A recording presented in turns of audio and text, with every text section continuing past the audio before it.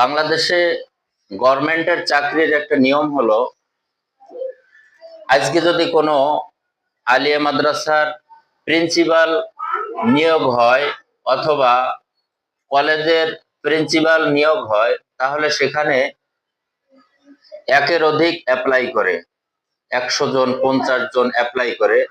এদের ভিতর থেকে যাচাই বাছাই করে একজনকে নিয়োগ দেওয়া হয় প্রিন্সিপাল পদে।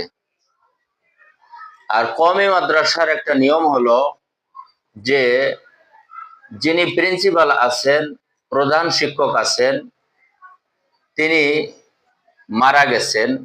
মারা যাওয়ার পরে তারই সন্তান আবার ওই প্রতিষ্ঠানের প্রিন্সিপাল হবেন, মুহতামিম হবেন।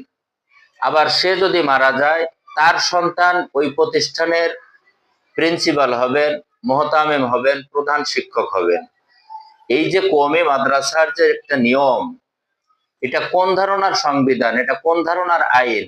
আপনারা এই বিষয়ে একটু মতামত জানান, আপনারা এই বিষয়ে একটু বিচার করুন।